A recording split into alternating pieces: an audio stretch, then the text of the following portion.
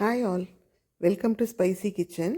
இன்றைக்கி நம்ம ஒரு இன்ட்ரெஸ்டிங்கான டிஷ் தான் பார்க்க போகிறோம். அதாவது கிட்ஸோட ஃபேவரட் ஐட்டம் சீட்டோஸ். சீட்டோஸ் நம்ம வீட்டிலே எப்படி பண்ணுறதுன்னு பார்க்க போகிறோம். ரொம்ப சிம்பிளான டிஷ் தாங்க. இதுக்கு பேஸு பொட்டேட்டோவும் கார்ன்ஃப்ளவர் தான்.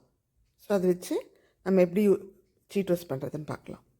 ஸோ இதுக்கு ஒரு 2 பொட்டேட்டோ எடுத்துக்கிறேன். 2 உருளைக்கிழங்கு தோல் சீவிட்டு க்யூப்ஸாக கட் பண்ணிக்கலாம்.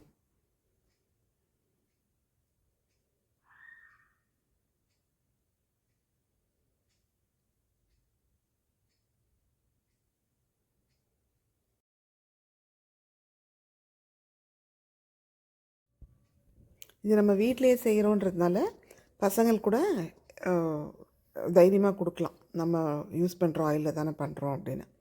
கடையிலேருந்து வாங்கி கொடுக்கறதோட வீட்டில் கொடுக்கறது ஒரு ஹெல்த்தி ஆல்டர்னேட்டிவ் தான் சொல்கிறோம். உருளைக்கிழங்கு ரொம்ப குழஞ்சிடாமல் திட்டமாக வேகட்டும்.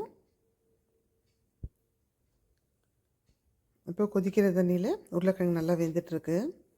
கொஞ்சம் சால்ட் ஆட் பண்ணிக்கலாம், கல் உப்பு. இப்போ இந்த வெந்திருக்க உருளைக்கிழங்கை தண்ணி இல்லாமல் எடுத்துக்கலாம். வெறும் உருளைக்கிழங்கு மட்டும் எடுத்துருக்கோம். வெந்திருக்க உருளைக்கிழங்கு கூட 1 கப்பு கார்ன்ஃப்ளவர் ஆட் பண்ணிக்கிறோம். 2 உருளைக்கிழங்குக்கு ஒரு சின்ன கப்பில் கார்ன்ஃப்ளவர் ஆட் பண்ணிக்கிறோம். கார்ன்ஃப்ளவர் வந்து பைண்டிங்க்கு தான். கூட மஞ்சத்தூள் ஆட் பண்ணிக்கிறோம். மிளகாத்தூள், தனி மிளகாத்தூள் ஆட் பண்ணுறோம். கரம் மசாலா ஆட் பண்ணுறோம்.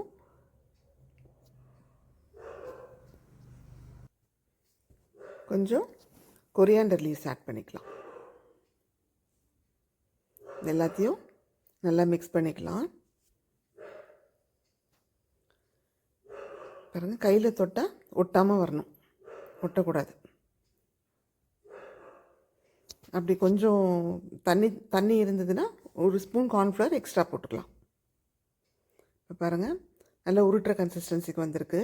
இது நம்ம சின்ன சின்ன பால்ஸாக சீட்டோ சைஸ்க்கு இல்லை ஒரு சீடை சைஸ்க்கு உருட்டி எடுத்துக்கலாம்.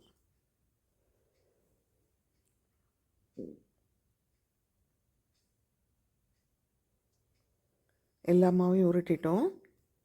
இப்போது நல்ல காஞ்சிருக்க எண்ணெயில் அடுப்பை ஒரு மீடியம் ஹீட்டில் வச்சுட்டு போட்டு பொரித்து எடுத்துடலாம்.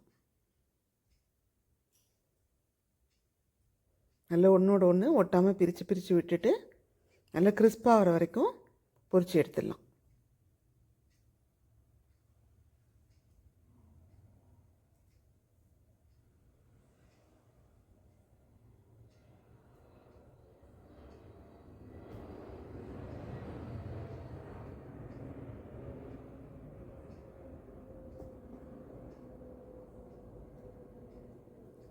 இப்போது இந்த பால்ஸ் எல்லாம் வந்து நல்லா ப்ரௌனாக கிறிஸ்பாக வந்தாச்சு.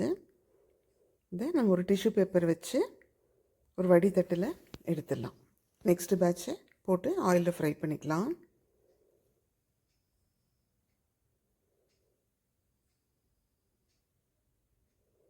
கிறிஸ்பாக வந்தோடனே இதையும் எடுத்துடலாம். டிஷ்யூ பேப்பரில் ஆயிலெலாம் போகிற வரைக்கும் விட்டுட்டு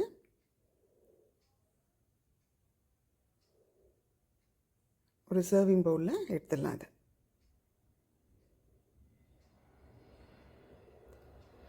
இப்போது இது மேலே லைட்டாக சீஸ் பவுட்ரு இருக்கும். சீஸ் பவுட்ரு கிடைக்கும். சீஸ் டாப்பிங், பாப்கார்ன்லாம் வருது இல்லையா, சீஸ் டாப்பிங் அதை போட்டுட்டு கொஞ்சம் சாஸ் வச்சு சர்வ் பண்ணிடலாம். பாருங்கள் எவ்வளோ சாஃப்டாக இருக்குது, லைட் வெயிட்டாக இருக்குது. உள்ளே நல்லா கேப்பாகவும் இருக்கும். ரொம்ப சாஃப்டாக இருக்கும். சேம் சீட்டோஸோட டேஸ்ட் கண்டிப்பாக வந்துடும். ரொம்ப நல்லாயிருக்கும். பசங்களுக்கெலாம் ரொம்ப பிடிக்கும், விரும்பி